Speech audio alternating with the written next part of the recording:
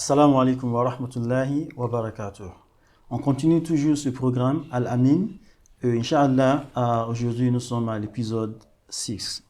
Le thème de l'épisode est toujours à maintenir des bonnes relations avec les personnes d'autrefois, tel qu'on a fait dans l'épisode dernier. Inch'Allah, on continue toujours sur ce même thème. Moi, c'est Teslim Adeyema. J'ai avec moi dans le studio aujourd'hui encore Monsieur Oustaz Mohsin Hamza et aussi le frère Abdel Ghaffar Amoussa. Soyez les bienvenus, monsieur. Merci bien. Inch'Allah. Et j'aimerais commencer avec vous, Oustaz. Dans l'histoire du prophète sallallahu alayhi wa sallam, dans la sira du prophète sallallahu alayhi wa sallam, il y a un peu de cas là où le prophète sallallahu alayhi wa sallam à son époque rendait des visites aux musulmans et aussi aux non-musulmans. Est-ce que vous pouvez nous faire quelques détails sur les visites du prophète sallallahu alayhi wa sallam aux non-musulmans pour établir, consolider les relations de paix? Alhamdulillah wa salatu wa salam ala rasulillah amma ba'd. Concernant les visites du prophète Mohammed sallallahu alayhi wa sallam à l'endroit des non-musulmans, ça a été observé plusieurs fois dans la vie du prophète Mohammed sallallahu alayhi wa sallam. Le frère musulman, la sœur musulmane, ils pensent que rendre visite, ça concerne uniquement les frères et les sœurs en foi. Et alors que ça va au-delà de cela, on a souligné à l'entame de notre émission que nous sommes tous des fils d'Adam. Comme elle a été citée dans le livre de Bukhari, de Imam Bukhari, Imam Muslim, Musnad Imam Ahmed et d'autres, il est venu dans ces récits où le prophète Mohammed sallallahu alayhi wa sallam, il a rendu visite à un jeune juif qui lui servait. Ce jeune juif était au service du prophète Mohammed sallallahu alayhi wa sallam. Il n'a pas embrassé l'islam, mais il fut un moment où il est malade. Le prophète l'a rendu visite. Et ça coïncidait avec son moment où il agonisait. Il était sur le point de partir. Et le prophète Mohammed sallallahu alayhi wa sallam l'a rendu visite. Et en même temps, il l'a invité une fois encore à l'islam. C'est pas que le prophète ne faisait pas ça, mais il a profité de cette visite encore pour l'inviter à l'islam. Et le père de l'enfant était même à côté du prophète sallallahu alayhi wa sallam lors de cette visite.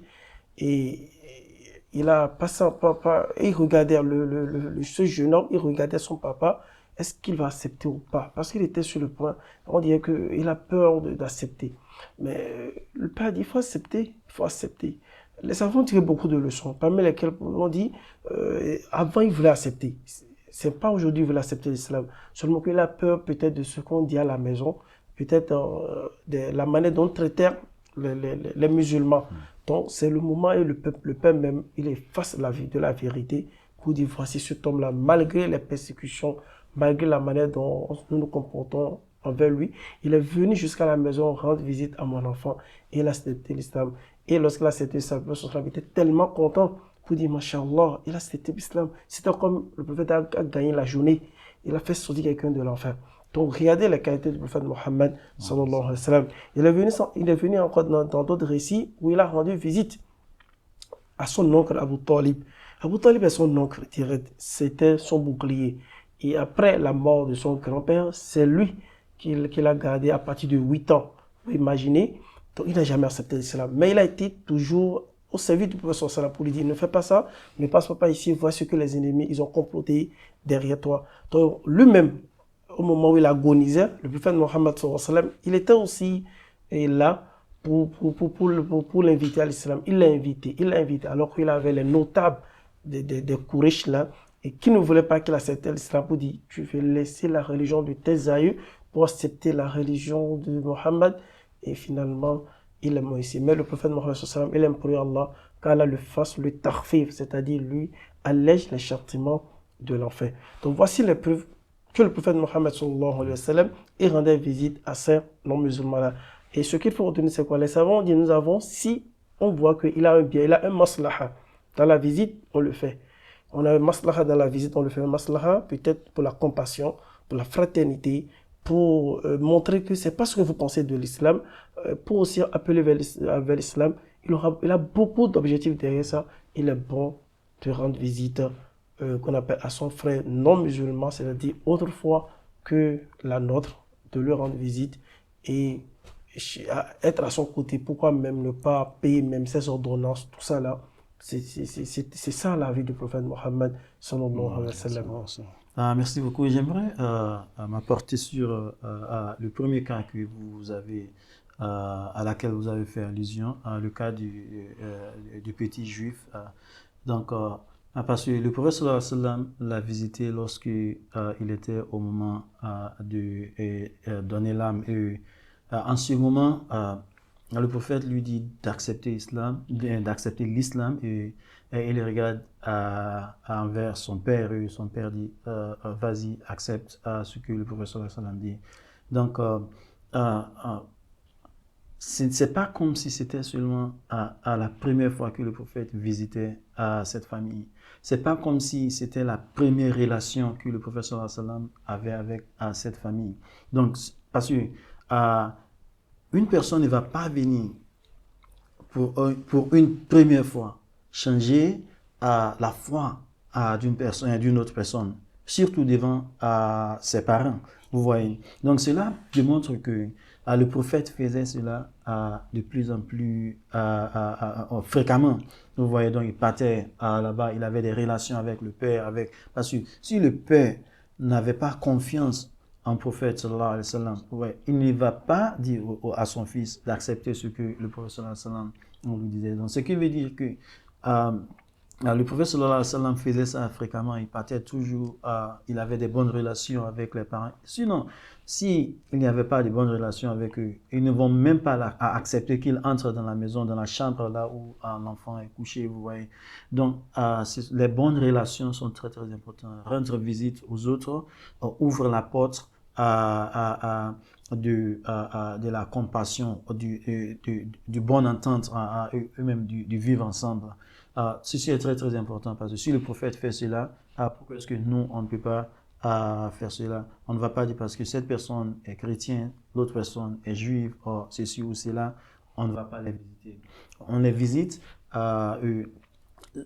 au fur et à mesure qu'il n'y a pas de danger. Vous voyez, soit danger personnel, soit danger de foi. Parce que si vous visitez quelqu'un, vous voyez que si je vais là-bas, ils ne sont pas des musulmans et ils vont me faire du mal. Voilà, vous avez une bonne raison de ne pas y aller. Mais on essaie toujours à s'approcher aux autres. Vous voyez, on ne crée pas des ghettos parce que nous sommes des musulmans, non. Ça, c'est la partie des musulmans dans cette communauté. Non. Parce que souvent, on trouve des musulmans surtout dans des pays séculaires, dans des pays non musulmans. Vous voyez, même par exemple en Europe ou d'autres pays, vous voyez, les musulmans sont tous ensemble. Vous voyez, donc ils ne se rapprochent pas d'autres. Donc, ceci n'est pas ce que... il est bien d'être ensemble aussi. Vous voyez, c'est censé de faire cela, mais s'isoler complètement à d'autres personnes, c'est comme si vous créez un ghetto musulman, vous voyez, et cela peut être même un négatif pour les musulmans. Donc, il faut essayer de s'approcher d'autres. Il faut essayer de démontrer sa foi. Voici ce que l'islam nous enseigne. Vous voyez, parce que si personne voit le musulman pratiquer sa religion, on ne sait pas ce quoi l'islam nous enseigne. On entend seulement, les gens vont seulement apprendre l'islam dans la radio, à la télé, et les journalistes non musulmans, ils savent ce qu'ils font.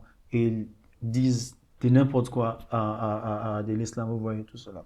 Donc, et vous voyez aussi quand ils ont demandé à la femme du prophète sallallahu alayhi wa sallam, Aïcha radiyallahu anha, quel est le caractère du prophète sallallahu alayhi wa sallam, et elle disait que son caractère est le Coran. Ce qui veut dire que le prophète sallallahu alayhi wa sallam personnifiait le Coran. Vous voyez. Donc, si vous voyez le prophète faire quelque chose, c'est qu'il a pris du Coran. Donc, c'est ainsi que tout musulman doit aussi vivre sa vie plutôt. Tout ce que vous faisiez, ça vient du Coran. Lorsque quelqu'un vous voit et demande, pourquoi est-ce que tu es bon comme ça? Dis seulement, c'est ce que le Coran m'enseigne. Ouais. Donc, merci beaucoup, frère. Monsieur Hamza Abdel, est-ce que vous pouvez nous donner des textes coraniques ou même des hadiths qui démontrent que vraiment les enseignements de l'islam sont les enseignements qui nous encouragent à avoir des rapports avec des non-musulmans qui n'essaient pas à mettre l'islam ou même les musulmans en danger? Alhamdulillahi Rabbil Alamin. Bismillah. On remercie Allah subhanahu wa ta'ala. Parce que Allah dit dans le Coran, c'est lui Allah qui guide qui il veut. Et celui qui a été guidé, même si il prend toute sa vie pour remercier, pour adorer Allah subhanahu wa ta'ala, pour remercier, ça ne peut pas combler tout ce bienfait-là. C'est une grâce divine. On remercie Allah subhanahu wa ta'ala. Ce que vous dites concernant les visites, rendre visite aux hommes, pas seulement aux musulmans. Allah même a mentionné ça dans le Coran. Même si on prend le verset 60, verset 8, le chapitre 60. Le chapitre 60, verset 8, pardon, Allah a dit, Allah, nous ne vous devons pas d'être bienfaisants et équitables envers ceux qui ne vous ont pas combattu pour la religion et ne vous ont pas chassé de vos demeures, car Allah aime les équitables.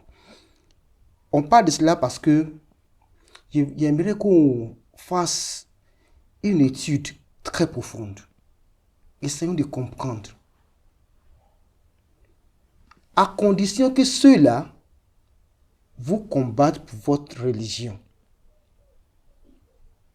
C'est ce qui peut vous pousser à vous défendre. Sinon, s'ils ne vous combattent pas pour votre religion, et à condition aussi qu'ils ne vous chassent pas de chez vous, de là où vous êtes. Si ces deux conditions ne sont pas menées par vos ennemis, et bien sûr vous vivez paisiblement avec eux. Et déjà, si je sais que vous êtes mon ami, mon frère, je vais dormir sans aucune inquiétude. Mais si je sais que celui qui est là est mon ennemi, que moi aussi je n'entretiens pas les bonnes relations avec la personne, on demeurera en crocodile, comme on dit en ville, que je dors avec un œuf fermé, un œuf ouvert. Alors comment on pourra vivre une vie dans cette quiétude? Dans ce cas-là, nous dit dans ce verset que en continuant à entretenir de bonnes relations, tout ce qui peut amener des malentendus, c'est bien sûr, c'est tellement clair que il y a des choses qu'on peut s'échanger, quelque chose qui peut déplaire, me déplaire chez toi, chez l'autre. Moi aussi, cette personne a fait quelque chose qui ne m'a pas plu, demain je peux faire la même chose qui va déplaire cette personne. Il faut accepter l'autre avec son défaut.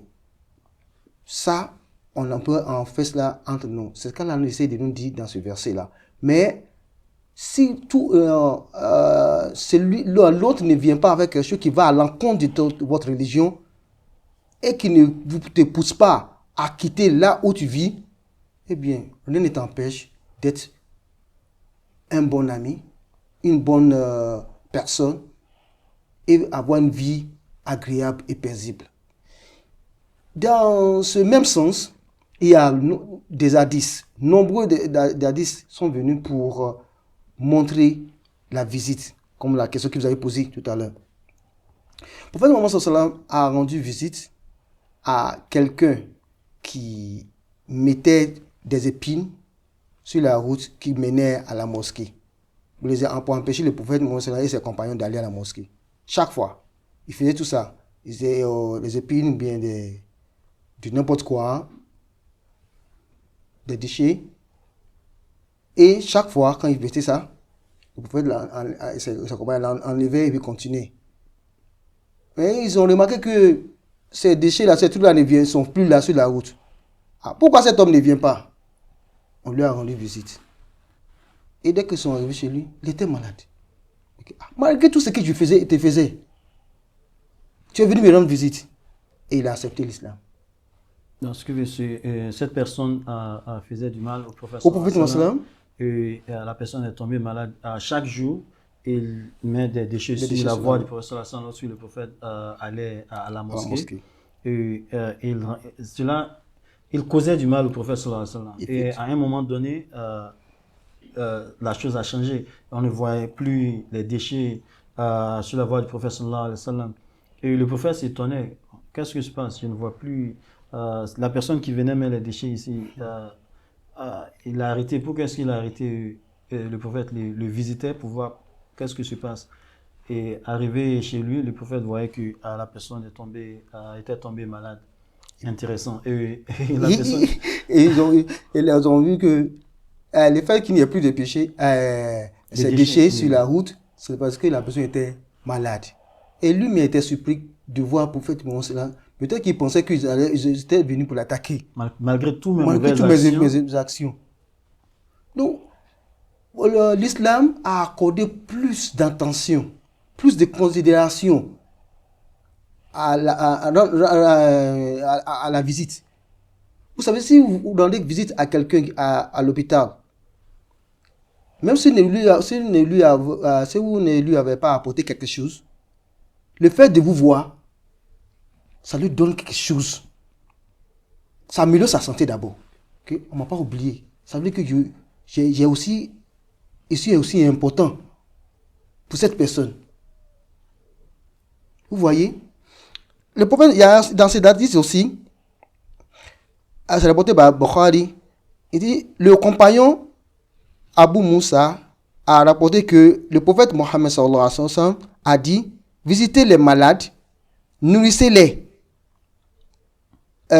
affamés et organisez la libération des captifs.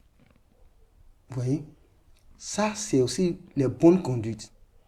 Visiter les malades, nourrissez les affamés et libérer les esclaves. Celui-là souffre, c'est un frère, c'est une sœur. Quel est son prix? Voir son maître, sa maîtresse, payer pour sa libération.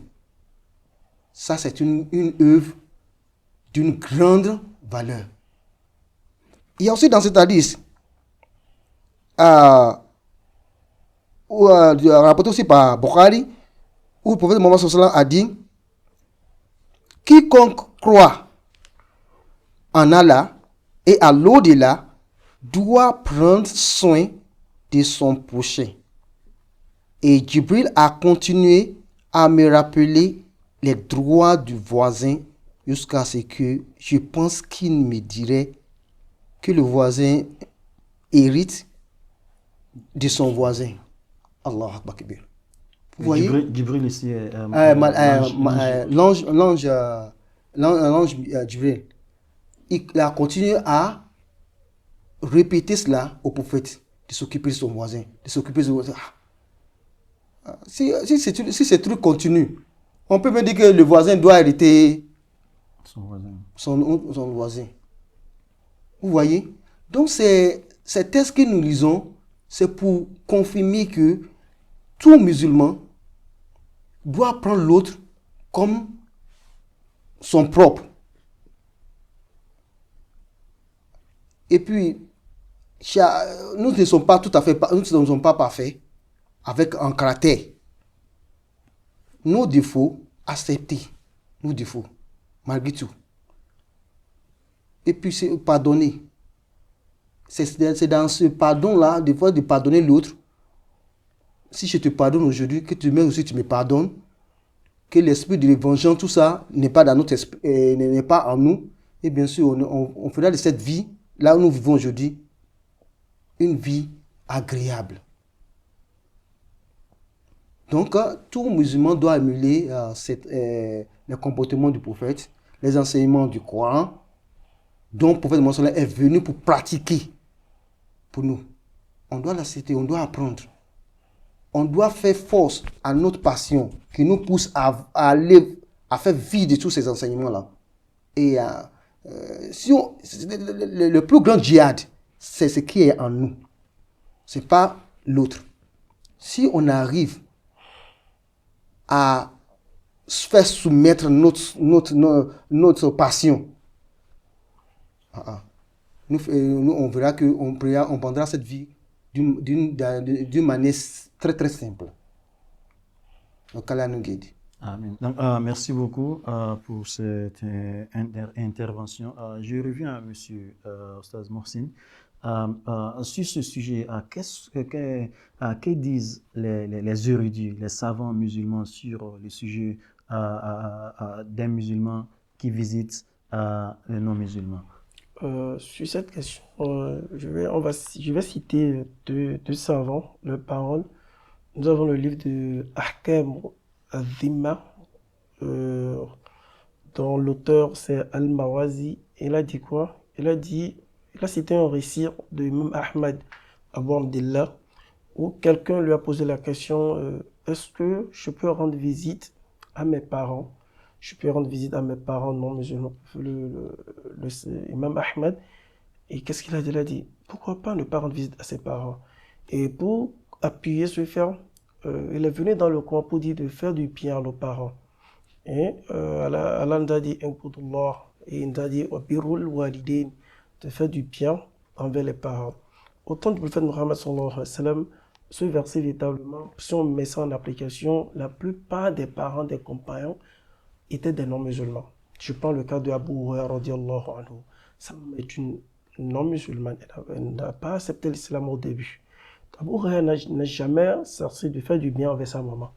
Les travaux, rendre visite, tout cela, il faisait ça jusqu'à ce que sa maman a accepté l'islam. Donc si nous retournons un peu dans le temps des compagnons, ils étaient aux cheveux de leurs parents. Ils rendaient visite à leurs parents.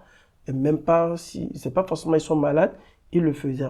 Maintenant, qu'en est-il de nous aujourd'hui de ne pas le faire? Donc, Imam Ahmad, il a confirmé à ce dernier qui lui a posé la question, est-ce que je peux rendre visite à mes parents qui sont malades? Il a dit, pourquoi pas? Vous voyez? Et le verset que Oustad Amoussa a cité, on dit, la yanhakum. C'est-à-dire, Allah dit, je ne vous interdis pas. C'est-à-dire, si vous pensez selon vous qu'ils ne sont pas de même foi que vous, moi, je ne vous interdis pas de ne pas faire de la bienfaisance envers ces gens-là, d'être équitable. Tant qu'ils ne vous combattent pas pour votre religion et tant qu'ils ne vous chassent pas de votre maison, je ne vous défends pas, je ne vous interdis pas de ne pas être bien envers ces gens-là. Donc, la bienfaisance ici, ça dans tout.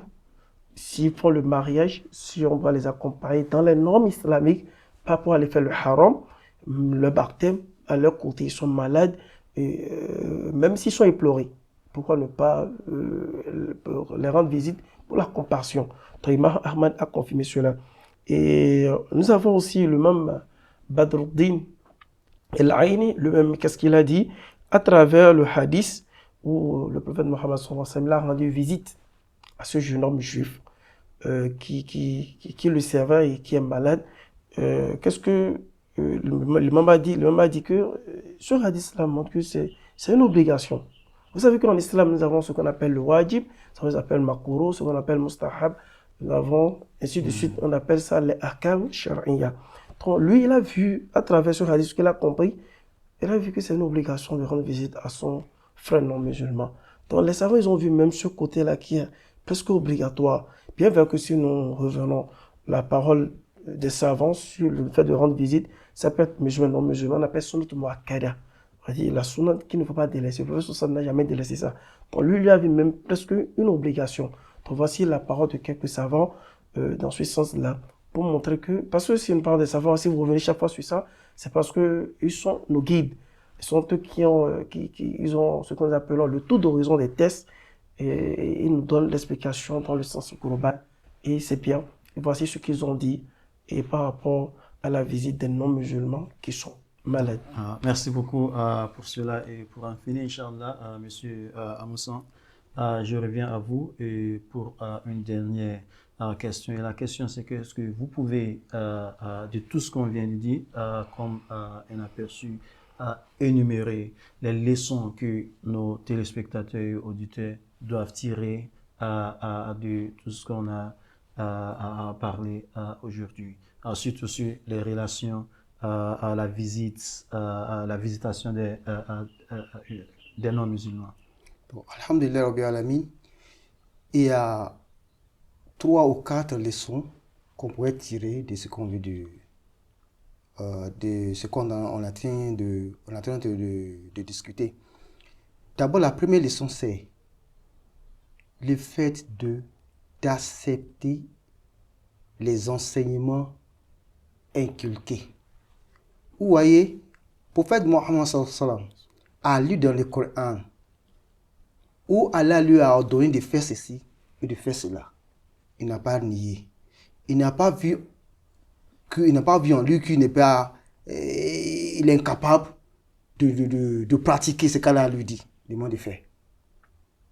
Il peut arriver, il a confiance en lui et il a commencé à le faire, à mettre en pratique. Malaika Jibril, l'ange Jibril lui a aussi dit, ton voisin. Le prophète Mohammed sallallahu alayhi wa sallam a continué à aimer son voisin.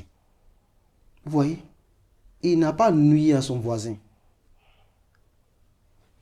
Peu importe sa foi. Parce qu'Allah n'a pas dit dans le Coran, seulement tes voisins musulmans. C'est à eux seulement qu'il faut aimer. L'ange Jibril aussi ne lui a pas dit aussi que il ne faut pas aimer les non-musulmans qui sont tes voisins. Il a seulement dit tes voisins. Il n'a pas différencié. Donc d'abord, il faut d'abord accepter l'enseignement. Être d'accord. Les bons enseignements, attention. Numéro 2, il faut émuler les comportements du prophète Mohammed. C'est lui notre modèle. C'est lui que nous voyons. Tout ce qui est bon comportement vient de lui. Parce que c'est la pratique vivante du Coran qui est le prophète Mohammed. Troisièmement, et qui est très important, rendre visite. Il faut rendre visite aux malades, musulmans ou non musulmans. Quelle que soit leur croyance. S'ils sont proches de vous, il faut les rendre visite. Pour qu'on voit en vous, pour qu'ils voient en vous une personne de bien. Ton frère que tu as toujours aimé, il ne peut pas être toujours là 100%. Le jour qu'il est absent, que toi tu es dans les problèmes, c'est ton voisin là qui viendra à ton secours. Toi, qu'est-ce que tu veux gagner? Que tu vois les biens de l'autre. Ton voisin est en train de brûler, en train d'être détruit, et tu ris. Ça, ce sont les comportements du diable. Donc tu ne gagnes rien. Donc, ces enseignements-là qu'on comprend, qu'on peut faire sortir de ces hadiths et de versets coraniques. Et finalement, la 4e leçon, c'est l'amour. Aime ton prochain comme toi-même. Mais il ne faut pas être aveuglé par cet amour. A-t-elle enseigné que cela va aller contre ta religion jusqu'à te pousser à être une personne bannie d'Allah subhanahu wa ta'ala. Qu'Allah nous en garde. Amen. Monsieur Moussin, un dernier mot sur cette question. Oui, cette question de leçon que nous avons tirée, ici nous avons parlé de la maladie. Et le cas d'un malade, on peut généraliser ça et faire une analogie pour dire c'est une responsabilité sociale. Tout ce qui entre dans la société, dans le social, le musulman ne doit pas être loin de ça. Donc, pas seulement il est malade, forcément, il faut aussi parfois la compassion. Si tu vois ces enfants ne sont pas sur le droit chemin, tu peux porter un coup de main. Si tu as des bonnes idées à partager, il faut partager avec lui. Il ne faut pas dire que ce n'est pas de mon bord religion, je vais le laisser. Donc, ici, la brève leçon qu'on peut tirer, c'est une responsabilité sociale. que tout le monde, tout le musulman doit porter et vers les musulmans, vers aussi les non-musulmans. Pas de distinction. Parce que il est venu dans le Coran pour dire, si tu vois un mal, tu n'arrêtes pas. Le mal là, à un moment donné, ça va répondre et ça va te toucher. C'est-à-dire, si le mal est là et tu dis ça ne me concerne pas, moi je suis musulman, ça va venir, ça va toucher. Si on te touche, ça va toucher tes enfants, tes générations à venir. Donc c'est une responsabilité sociale, pas de distinction. Le musulman doit encadrer ça et il doit être à l'image du prophète Mohammed sallallahu alayhi wa sallam. C'est le seul modèle pour mieux pratiquer sa religion. Et c'est ça que nous faisons ici. Nous étudions sa vie, comment il a passé sa vie et comment il entretient les relations avec les non-musulmans. Merci beaucoup. Et pour en finir, vous avez un mot à ajouter? Oui, s'il vous plaît. Ah, il y a aussi, il faudrait qu'on fasse cela en guise de rappel. Ce ne sont pas seulement les musulmans qui doivent adopter ce bon comportement. Cette qualité-là, ou bien ce devoir social, doit être mutuel. Parce que seulement si les musulmans sont les seuls à se comporter ainsi, à être bons envers les autres, et les autres aussi n'adoptent pas les mêmes, ne font pas cela en retour, ça va pas aller. Si vous me permettez, déjà que nous montrons déjà l'exemple, je suis sûr qu'ils seront obligés de nous revenir vers cet exemple-là. Parce que si le musulman, nous sommes là pour montrer véritablement notre devoir vis-à-vis de ces gens-là. Et ils nous écoutent et nous suivent partout dans le monde. Et eux-mêmes nous feront que on rend le bien par le bien. C'est ça la règle du jeu, de façon générale. Donc, ils seront appelés à suivre ces pas-là. Et là, nous aurons, parce que nous sommes là pour la consolidation de la paix entre nous, le respect et de vivre en paix, en équitabilité aussi dans la justice. Donc, en nous regardant, et voici les conseils dont le professeur nous a prodigués, voici ces enseignements. Je suis sûr que pour toute personne, on dit demi-mot à ceux-là qui sont intelligents, ils comprennent déjà que nous sommes là pour la paix. Inch'Allah. Et vous savez, l'islam aussi est une religion communautaire. Donc, pour pouvoir maintenir cette communauté, et quand je dis communautaire, je ne parle pas seulement d'une communauté qui contient seulement les musulmans, mais une communauté qui contient les musulmans et aussi les non-musulmans. Donc, pour pouvoir maintenir cette communauté, il y a des qualités dont il faut adopter. Et en tant que musulmans, nous devrions adopter ces qualités que le prophète sallallahu alayhi wa sallam nous a enseignées. Et c'est quand on adopte ces qualités, on peut montrer la voie aux autres que le progrès de l'être humain n'est pas seulement les effets matériaux, vous voyez, donc c'est aussi la qualité de notre relation, vous voyez.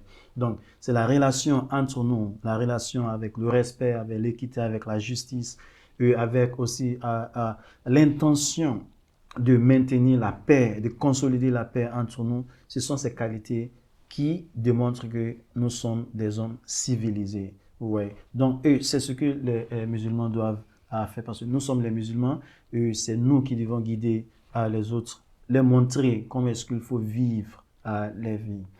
Merci beaucoup, monsieur. Inch'Allah, on va s'arrêter aujourd'hui faute de temps. Et à nos téléspectateurs aussi, merci beaucoup pour votre patience et j'espère que vous avez appris quelque chose de nos discussions aujourd'hui encore, Inch'Allah. On va s'arrêter ici et on se retrouvera dans l'épisode prochain. Assalamu alaikum wa rahmatullahi wa barakatuh.